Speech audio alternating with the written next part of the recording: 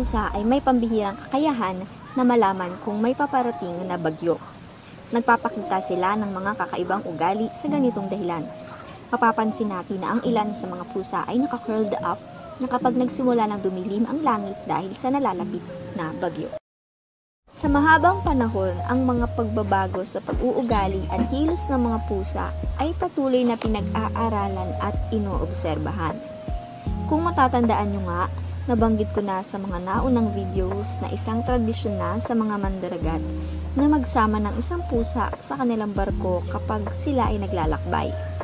Dahil sa paniniwala nilang ang mga ito daw ay may taglay na kapangyarihan na malaman ang lagay ng panahon habang sila ay nasa dagat.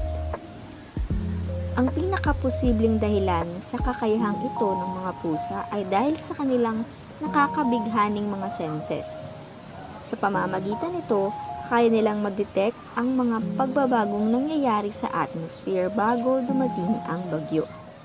Hindi gaya sa makabagong panahon natin ngayon, gumagamit na tayo ng mga complex computerized weather programs na nakakapagbigay sa atin ng accurate na mga predictions. Pero bago pa ang mga computers, ang mga tao ay nakabase lang sa kanilang kapaligiran para malaman ang mga pagbabago ng panahon.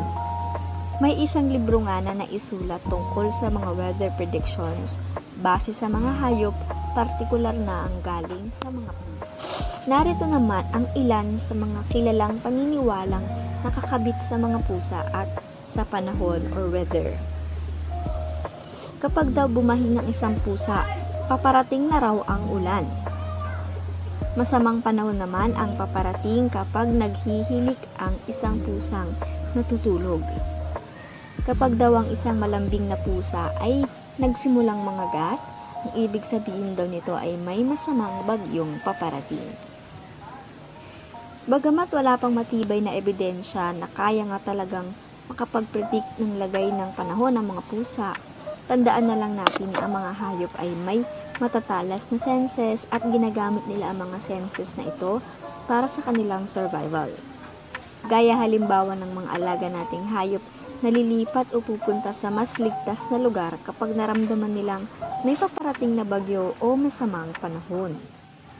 Kaya nga, mapapansin din natin sa kanila na kung minsan ay nakakaramdam sila ng takot at panginginig kapag papalapit na ang bagyo.